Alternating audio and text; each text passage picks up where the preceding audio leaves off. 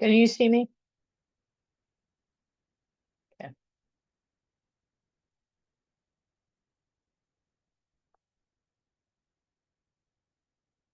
Whenever I see your name, I always think Ginger Rogers.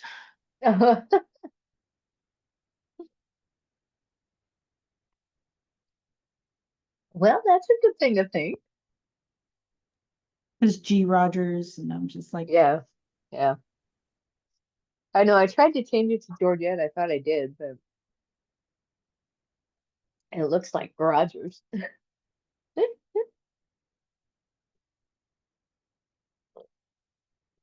I'm gonna have to have my tech guy change it to Georgette so that everybody knows who it is.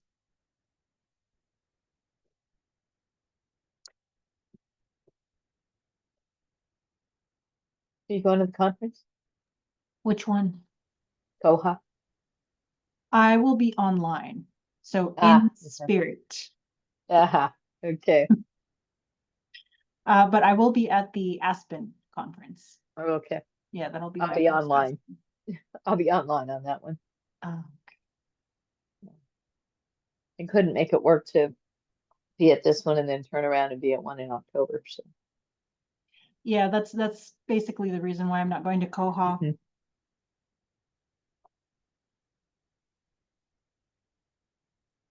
I will be very sad I'm not taking part in the workshops because last year we didn't really do a lot. We did have like those little mini meetings. Yeah, we did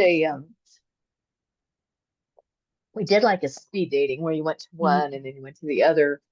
But a lot of people just kind of stayed. I mean, when you're cert, and move. But yeah, so we're gonna have a working session. So, Was and that I the, have not heard from. Yeah, I'm sorry. oh, sorry, go ahead. No, go ahead. Oh, no, I was going to ask, was that when Baby Devs was created? Or was that It after? was. Yeah, Okay. I think that was. Yeah. All right. Well, we'll give it another minute or so, and then we'll get started. Looks like John must not be at his job anymore. He has not been at any meetings. I've not heard from him. So I think you're all stuck with me. It's a good problem to have, I think. Oh, thank you. So I've not heard word one. I'll check with Bob, but I don't think John is Coming back. coming back. Yeah. His last name is Vinky, right? No, let me see. Am I thinking of a different John? Might be a different one. Let me get back to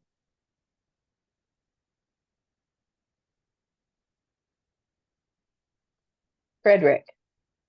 John Frederick. Yeah. And he hasn't been at the last 3 meetings. hmm. And I haven't heard from him. So I don't know if he left and just didn't tell us he was leaving or what. So, but we can go ahead and get started. I don't have an agenda. I sent out the link for the agenda that George told us about, and nobody filled it out. So I don't know if anybody saw it, but I just went in and checked and nobody put anything on the agenda. So I guess we can just kind of talk about whatever people wish to talk about as far as circulation. So,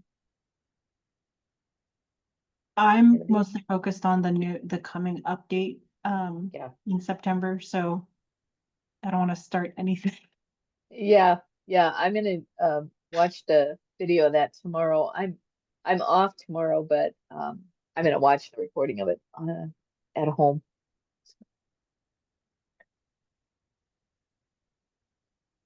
I didn't see a lot of circ updates in it in the nodes.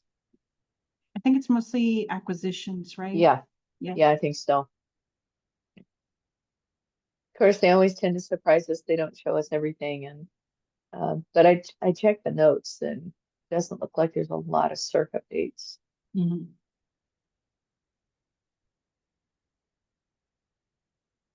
No, I'll actually drop the Koha 2505 What's New webinar in the chat just so everybody knows what we're talking about.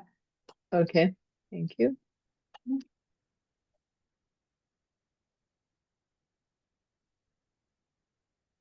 Oh, we probably should introduce ourselves. Sorry, I'm Georgette Rogers. I am apparently the chair of the group. I was co-chair, now apparently I'm chair. I'm from Liberty Lake in Washington State.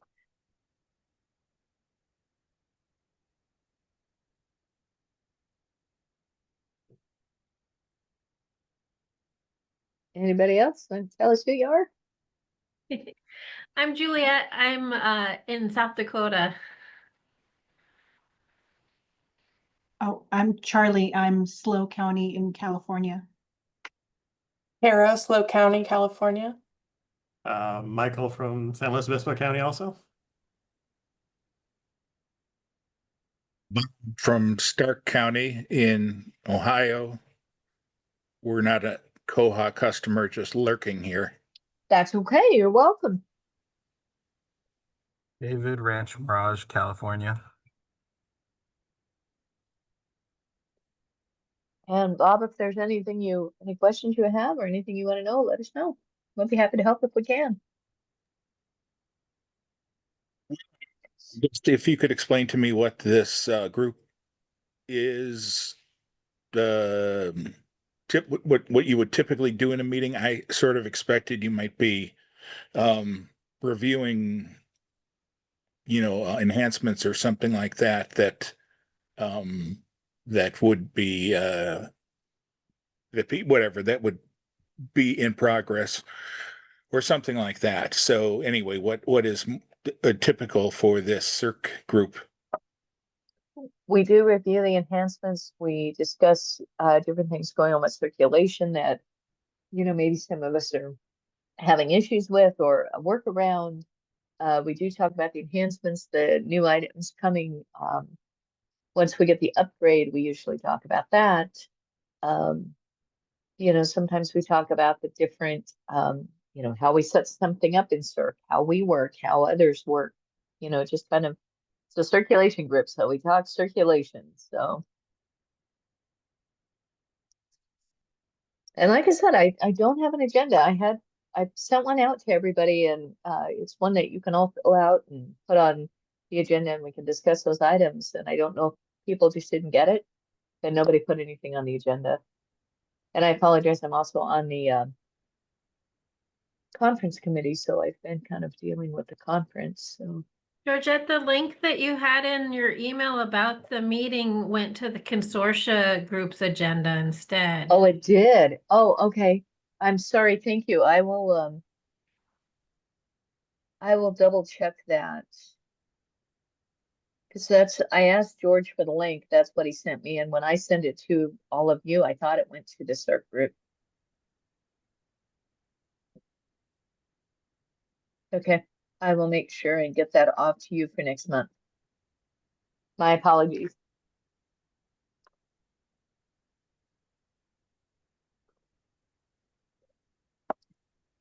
I'm late here, but I did notice that too. Oh, And I've updated the agenda for the consortia meeting just to say that it's not happening this month. So if you were planning on coming to that meeting tomorrow, it's been canceled because of the conference next week. So okay. Thanks. No, I wasn't going to come. I probably should start coming to more meetings and doing more on the website, but I've been kind of busy. Between the conference and work and home, it's been just a little bit nuts.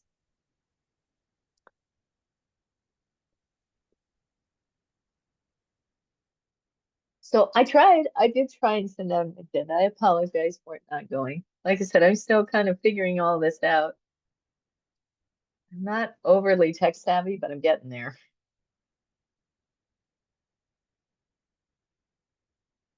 So if anybody has anything they want to discuss about CIRC, we can.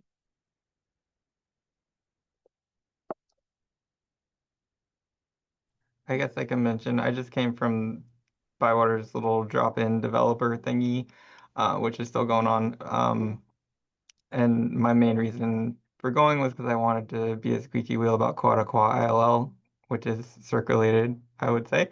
And Lizette said that they're working on sort of planning a meeting for all interested parties to get together and talk about developing that further. So Developing what, Jason? Koha-to-Koha ILL. So being able to share Gotcha, between okay. Koha instances.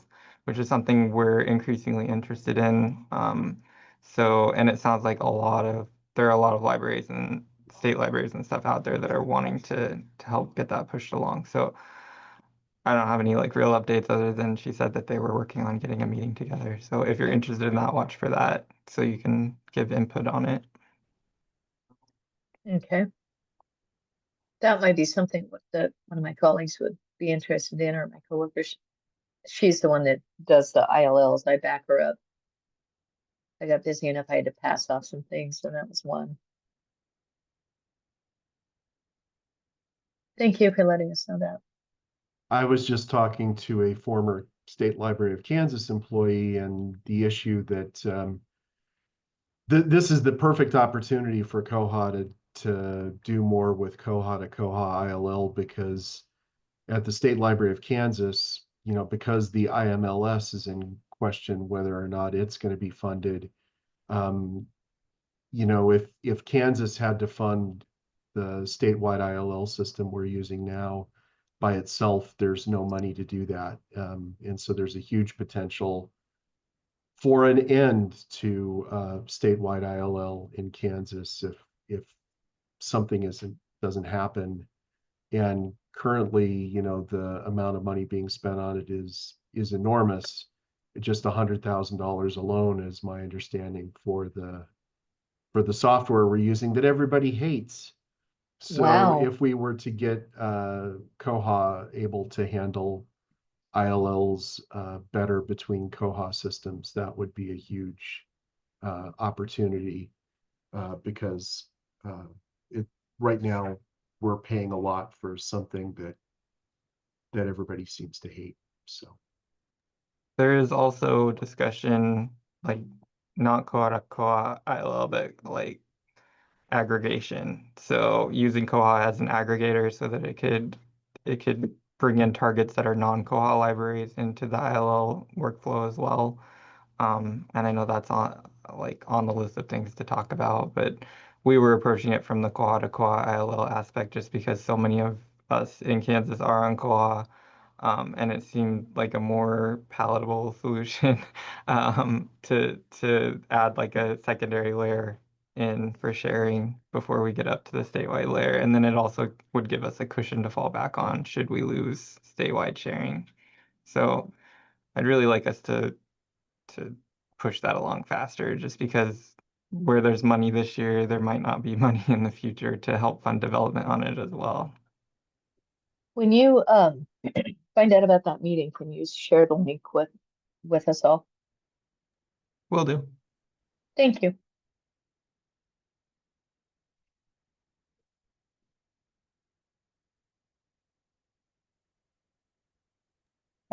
San Luis Obispo County, we are initiating a really big patron project.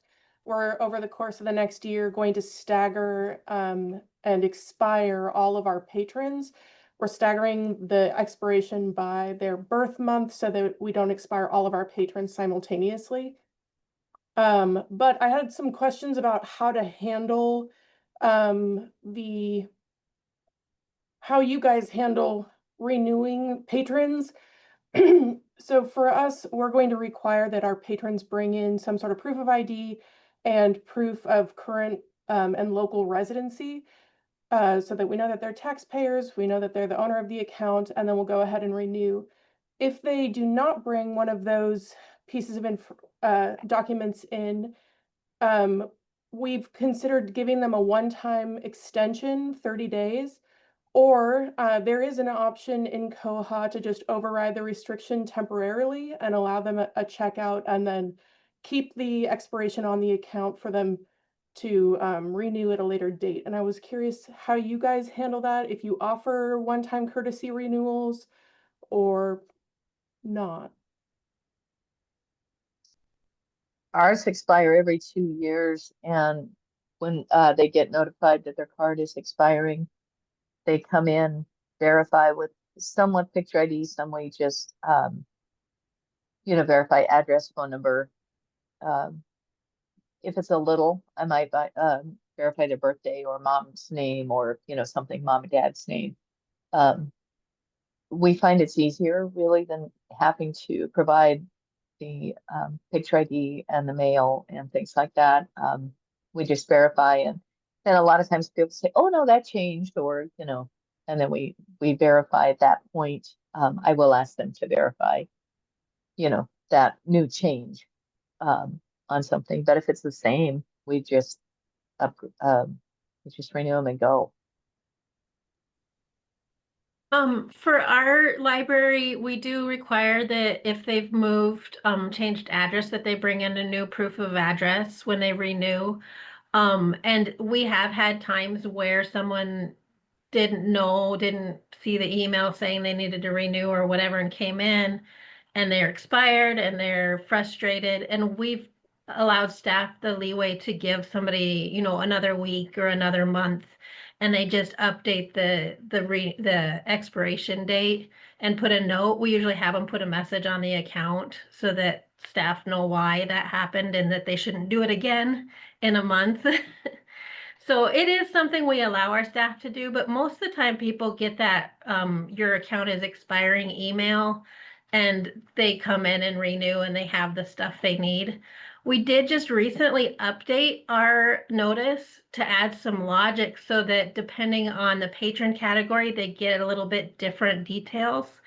Because we do require our local property owners, like if they don't live in the county but they own property, they have to renew every year and show the proof every year. And so we have the logic in our notice that says, come in and show the proof. I can try to share that to the chat here. Oh, that would be amazing. So you're able to tailor your message depending on the patron category or patron. Mm-hmm. Yep. So we have 50 libraries here, and it kind of varies from library to library what they do when it reaches that point where they need to renew an account. So some of my smaller libraries, like in the towns of less than 500 people, usually the librarian knows everybody in town and they know where they live and they know when they moved and all of that stuff. So usually they will just sail through and say, oh, you know, your account needs to be updated, and I'm just going to do that for you. I mean, that's usually that simple. At our biggest library, they do, well, our biggest library is in Leavenworth, Kansas, and they do have a very fluid population because of the military base. They're getting new people in and out of town all the time. And so usually they will just have the people show, you know, some proof of ID, and usually the address, if the proof of ID has the current address on it, that's fine. And if it doesn't, they ask for like a utility bill. And so we get a wide range of in-betweens there, you know, because our smallest libraries are in towns of less than 500. And then our biggest libraries in the town is Leavenworth, is about 40,000 people. And it's all in between there. And so usually the bigger the town, the more restrictive they are. And then as you get smaller, it becomes looser and looser and looser. Yeah, we're kind of the same way. We're not real strict, I guess you'd say, but we're a smaller library. We tend to know everybody. I've been here for 21 years, so I tend to know a lot of people. And what I have found is, you know, when a patron creates their account, we have them all set to expire in 12 months. That's what our members have agreed on as the time, because some of them like a year, some of them would like it to be longer, but I can't really do that on a library by library basis. So they're all set to expire after a year. And we have a process where all the accounts, like once a month, I go in and I run a report that says these are all the accounts that have been expired. You know, we do have it set up so 45 days before an account expires, the patron gets an email and it says, hey, your account's about to expire. Next time you come into the library, be prepared to renew that. And then after an account has been expired for more than 2 years, I have a patron attribute we set on those accounts that says this account's been expired for more than 2 years. And once it's been expired for more than 3 years, I put it, I changed the attribute to, so at 2 years, the attribute says this patron account has been expired for 2 years. It will be deleted after 3 years. And then at 3 years, there's an attribute that says this account will be deleted in 45 days. And I have attributes set up so that it will say this, like right now, the ones that I'm expiring right now will be deleted in November. But I find that if I do that, so the reason that I put the attribute on there is my libraries can go in and they can run a report that says these are all my patrons that have been expired for 2 years that have this attribute on their account. And then they can run a report that says these are all the patrons that have been expired for 3 years that are going to be deleted in November. And then they can look at those and they can decide maybe if they don't want to delete all those. But what I find is that by staying on top of that once a month and deleting the patrons that have been expired for a long time, then we don't run into issues where we have to expire. Like the first time that I did a batch deletion, it was like, 11,000 people at once. And when libraries at the end of the year, when they look at their statistics and they say, how come I have, how come I'm in a town of 500 and how come I have I've lost 40% of my patrons in the last year? But if you do it every month and they get statistics every month that are saying this many patrons are being deleted, then it's not that big of a number. If you do it every month, you don't end up with these huge spikes or with these huge drop-offs in enrollment. So that's one of the things I recommend, is to try and come up with a process that you can do regularly so that you don't go through this where you're deleting, hundreds of, I don't know how many patrons you have at San Luis Obispo, but it's probably better to delete them regularly than to wait every 5 or 6 years and then end up with these huge dips in enrollment caused by this process. So Yeah, we do very similar. Ours is every 2 years, and that was set up, when the library started. And we do the same thing every month. We go through. Now we give them 2 years, and every 2 years, and then after the 2 years, their card's expired. If after 6 months they haven't been in, we delete them out. We just need to clean up the database and delete them out. The only ones I don't delete are anybody that's at collection. I won't delete those out. But we did delete them out on a monthly. We ran into that same issue. I used to delete them at the end of the year, and the director came and said, "Why do we have so few patrons anymore?" And I'm like, "Oh, I did a batch delete." So I don't do that anymore. I do the monthly delete. I don't know that I have attributes like you do, but I do a report. We're a smaller library, so I just run a report and just go through and delete anybody that's been expired for a little longer than 2 years. Yeah, we let them go for 2 years after they're expired, just because invariably the day after you delete somebody is the first time they've come in the last 3 years, and they go, well, my card doesn't work. So we try to make sure that there's a long time between when they expire and when they're deleted. And actually, deleting cards that have been where the patron hasn't used the library, 3 years is the standard set in the IMLS statistics data. Of course, we might not have to worry about the IMLS next year. We'll have to see how that goes. We don't know what kind of reporting will be done. But that's why we chose to delete it 3 years, because that, is what the standard is in the IMLS statistics. Yeah, we just went with 2 because we're a smaller library. Yeah, we have our patrons renew every 2 years or 1 or 2 years, depending on the patron category. And then we delete them if they've been expired more than 3 years. And we just do it once a year, and it's not too bad, but I'm sure when you have a bigger consortia or library, it would benefit to do it more often. Currently, the administration has decided that our patrons will expire after 4 years. That's basically roughly a school cycle. And then we are trying to figure out how long before deleting expired accounts. We've floated 1 year, but I'm hearing from you guys probably 2 years, 3 years might be a little better. it just kind of, you know, for the way that I figure it is that, you know, if a patron gets their account today, it's going to expire a year from today. And 2 years after that, they'll get marked as this account's been expired for 2 years. And then a year after that, it'll be this account's been expired for 3 years. And then 45 days after that, they're deleted. So from the time they get their account, if they never use it, that's like 4 years and 45 days. And so if, and there are, I know that there are patrons that they get that, they get their library card, they use it once, and then they never come back to the library again. And so having that patron in there for 4 years, I figure that's plenty of time. So that's kind of what we figure. We Ours is recently, close to 3.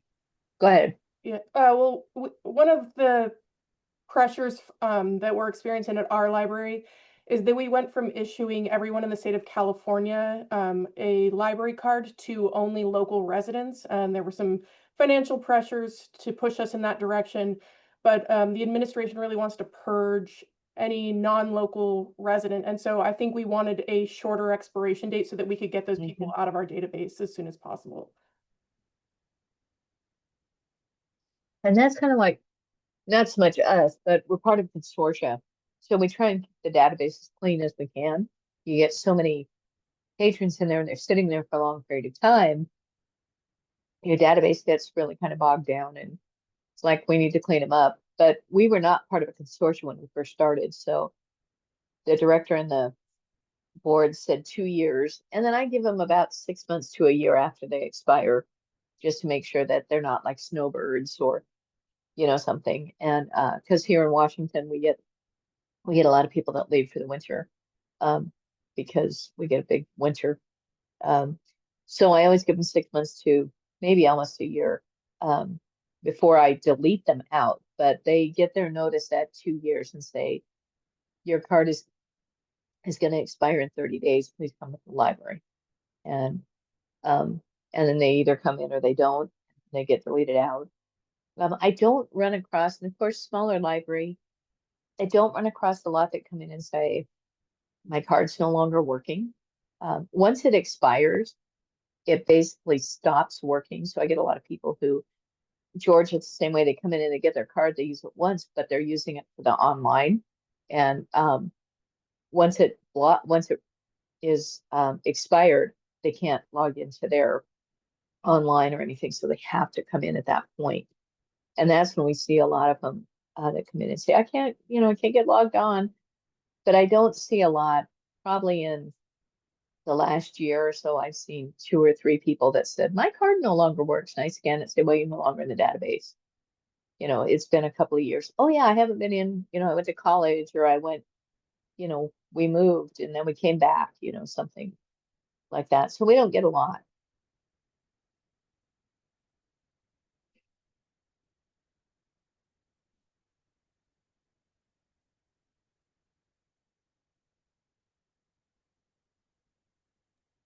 I'm just thinking here, I feel like Christopher and I recorded a video about our different processes for Workflows patron for expirations. You might have, yeah. But we made so many videos, I don't remember for sure. But let me go look and see if there's a video on how the different processes we've used to do that. I found one of your videos for deleting patrons. It's actually my reference for what I'm doing with this whole workflow that I'm going through now. I put it in the chat if anything. Maybe that's one of many, but that's the one that I'm using for now. No, that's it. I'm a big fan, by the way. Are you coming to Providence? No, I'm going to the AspenCon, so I can't make Providence, but I will be there online. So well, I'll be at AspenCon too. So if you need something autographed, I mean, I'll bring all the t-shirts. How about that?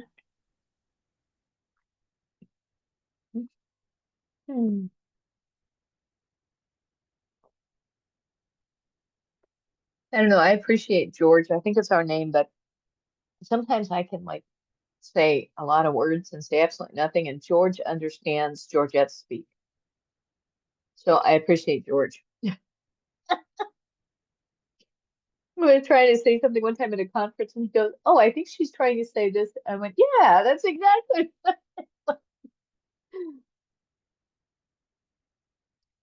Christopher's gotten pretty good at Georgette speak after all these years too.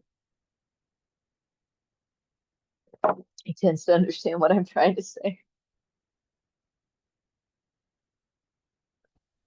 I have, it seems like we're going through a bumper crop of reports where somebody's saying they're not getting their notices. And we use Twilio for SMS text messaging and voice calls. And for one of the recent instances, I think the root cause ended up being that the customer had ported their landline telephone number to a mobile number through the carrier Metro by T-Mobile. And apparently there's a known issue where you need to take an extra step to work with the support, their support line, to get your landline configured to get SMS messages from Twilio. So I didn't know if I was like, well, I'll bring it up at the sake because maybe somebody else has run into this, or maybe they'd appreciate knowing about this. But that's something. I haven't heard anything from anybody on this end. We're getting like intermittent reports of message bees who we work with, but we are getting like patrons saying that their messages aren't going through. Usually when people report that notices aren't going through, I just go in and just either update the notices or save it again and it's fixed. But this one, it's kind of persistent at this point, and I have 2 patrons so far, I think, that from recently that are being affected by the SMS issue. We haven't heard anything. We use Twilio as well. I know Christopher's working at our consortia is changing, so we're basically starting a whole new consortia, and he's got to get that all set for the new one. But we haven't had any issues. We've been hearing from people they're not getting their email notice, and we think it's jumping into their spam. But other than that, we're not having an issue. Kristi, for those that you're seeing, is it showing delivered in the Twilio logs, or is there like a specific error in the Twilio logs for those? No, see, that was the crazy part about it, was everything looked fine in Koha, everything looked fine in the Twilio log, and not making it there to the person. So okay. We're seeing that too, then I think. Like, I've gotten an uptick in people not getting their text messages, even though it says in both places it was delivered. Generally, I've just been recommending to people to make sure that we didn't get auto-blocked, because I know that sometimes the providers will like put a number on a block list even though you didn't ask them to, and that's happened more than once for us. So I encourage them to add us to their contacts to try and avoid that. But I'll have to look and see if maybe this landline to mobile thing is coming into play as well. So thank you for sharing that. yeah.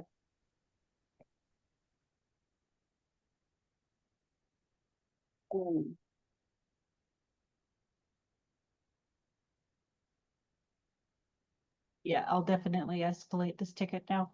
I thought it was for just those 2 patrons, so thank you, Kristi.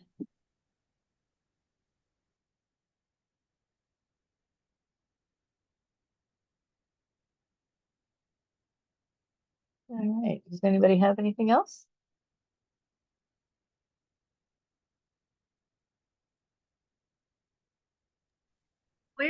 We're just going live with MessageBee to send text notices this week. And I was just wondering, those of you that send text notices, do you also send emails to your patrons, or do you usually have them set to only send text notices if they want those?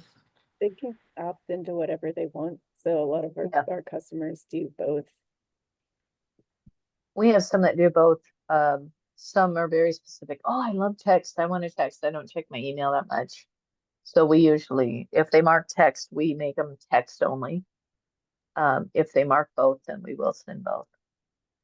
And some of our customers like doing both because the text message will be like, it'll let you do, you know, it'll say you've got something overdue, but the email will tell you specifically what's overdue.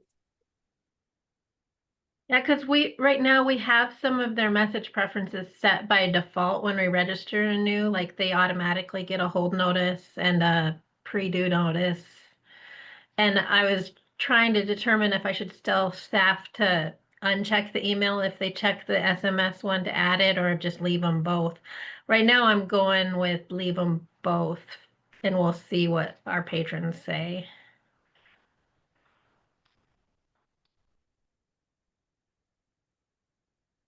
Feel like We haven't that's had any good. complaints.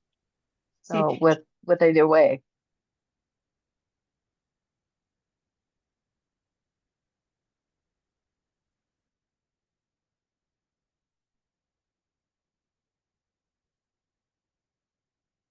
Yeah, for us, it's the same situation where we leave it in the patron's control. We do have some patrons that are very specific, and there are notes on accounts that say this patron does not want email, don't check the email box. They prefer text and vice versa. But since they do have control over that themselves, I mean, we just, and we're not paying anything extra because we're just using Koha's email alongside Twilio's text messaging. So it's not like we're inflating costs or anything.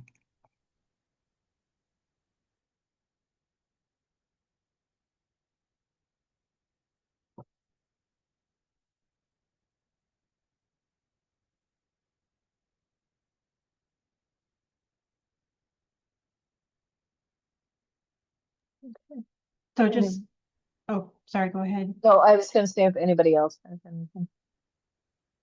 So I shared this with SysAd group, and Juliet, you actually helped me send out an email about a question I had about holds, and I believe we've resolved it. We met with ByWater, Brian Pickman, and he told us to test out some things first, because what was happening was our holds duration was being it was taking into account, like, for example, oh God, words.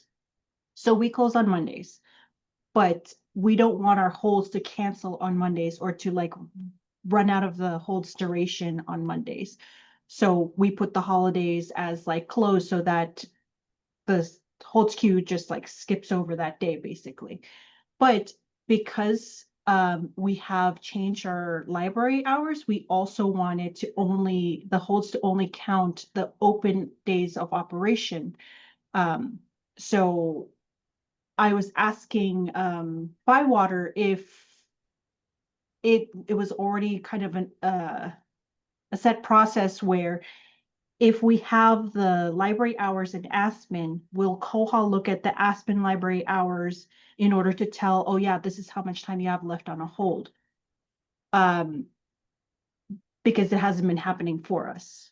So what my ByWater meeting basically told us is that to put in the library hours in Koha and see if that resolves the issue. So right now I haven't confirmed anything yet because the meeting was yesterday, but that's where I am right now with that ticket. So I also kind of wanted to get like, see if anybody else, if my understanding of how holds duration is like what I'm talking about, or if it's like a totally different process.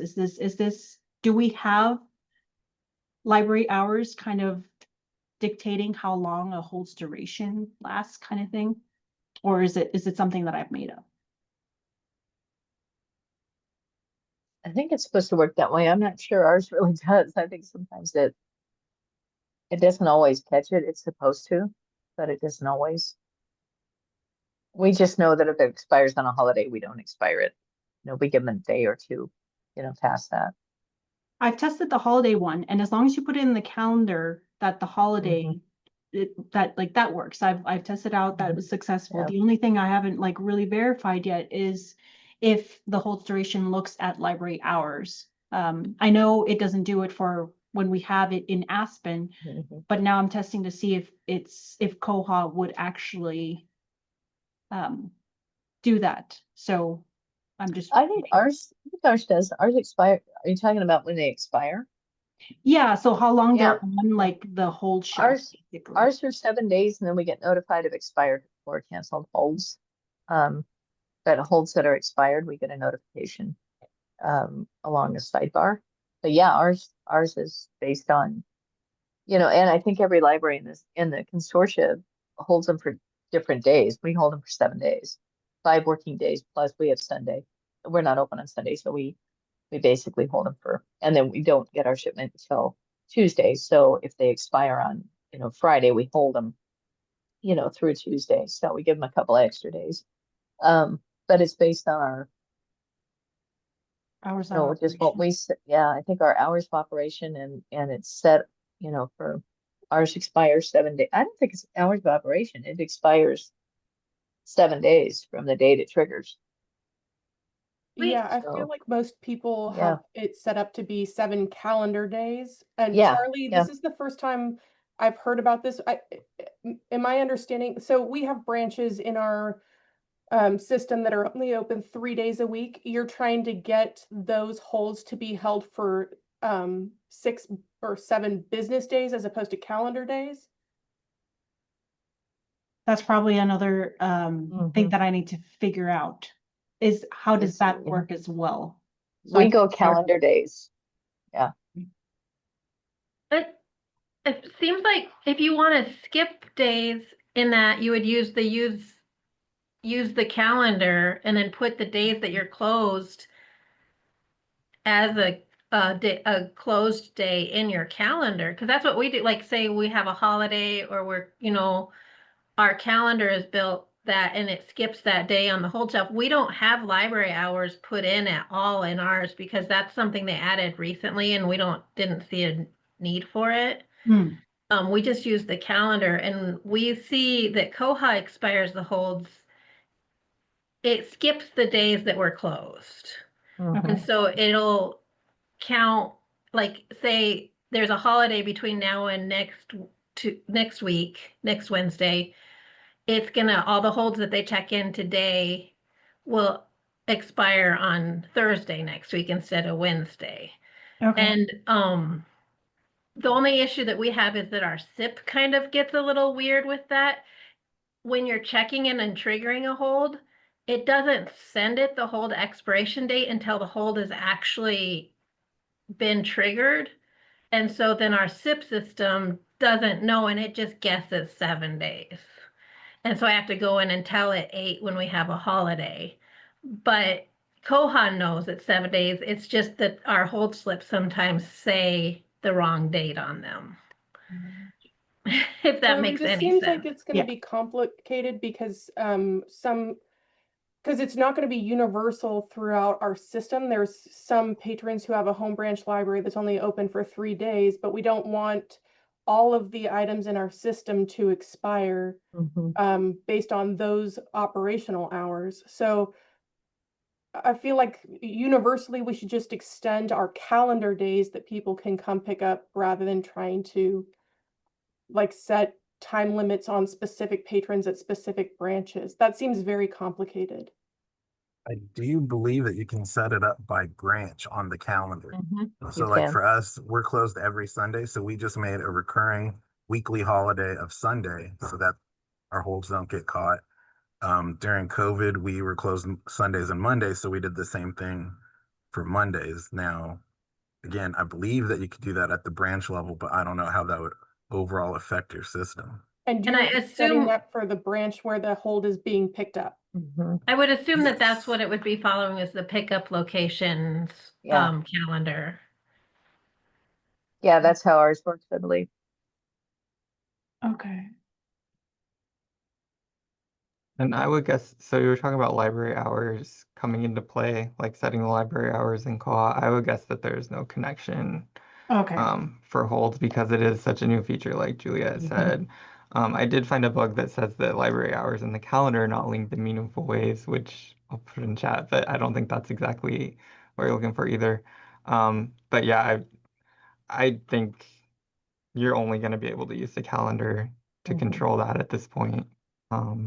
We do have hours set up, but it doesn't really affect much other than like a cron job we had set up on the side. Like it's really just displaying the hours at this point for us. And I think the main thing with it is it affects checkout periods and things like that. Like that's why it was implemented. But I don't think I don't know. I can't say for 100%, but I don't think that it looks at holds at all. Or holds don't look at it. Okay, perfect. For what it's worth, Juliet, coming from or being on a Sierra system, I never used the hours at all until we implemented items that are due the same day. So like there are some items that you check out, like, I don't know, USB charging cables or something like that you have to turn back in before you leave the branch. And that sort of thing is used to enforce overdues and bills on unreturned same day items. That's the only thing we use our hourly calendar for, whatever. But this is in Sierra. I have no idea if you have such a thing as a same day loan period in Koha. Actually, if you know the answer, let me know. Yeah, you can set your circulation rules to do by days or by hours. And so we have laptops that we check out for 2 hours. And I know that right now staff just, when they hand it to somebody at 6 o'clock and we close at 7, say, hey, this is due back when we close, instead of what your thing says. And I think that the new hours thing will update that. We just haven't bothered with it.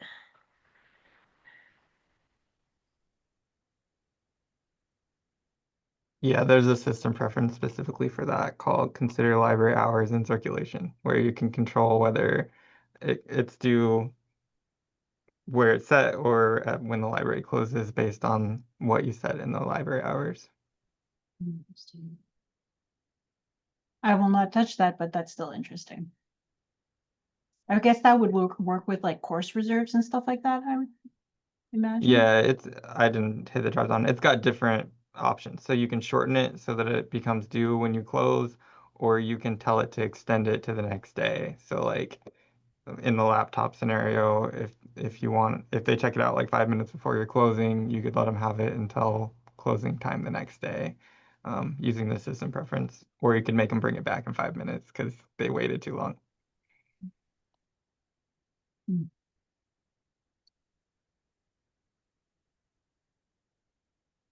It's interesting. Yeah.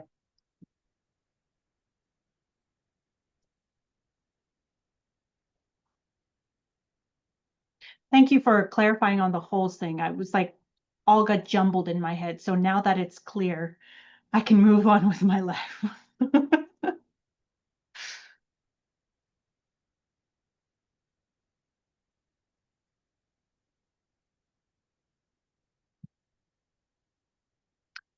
Some happy news for Aspen people, by the way. I just tested this out this morning. I don't know how long it's been active, but preferred name is now visible when you sign into Aspen. Like instead of the first name being visible, like Koha / Aspen users. Yeah, I was testing it out this morning. I was like, that looks different than usual, and I was like, oh, that's my preferred name. That's so cool. So yeah, it's there. That's good, because that's one of the reasons why we're not using the preferred name field yet. We didn't like that it was saying the wrong name on Aspen. It's well, I can confirm that as of this morning, it works. I've tested it out with 2 accounts, 1 staff and 1 patron. They both seem to be working the same, so I'm really happy.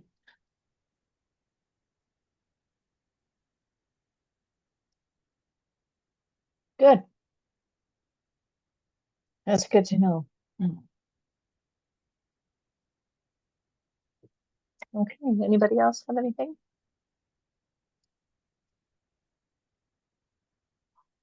I will make sure we get the correct agenda for next month. I apologize, I tried really hard.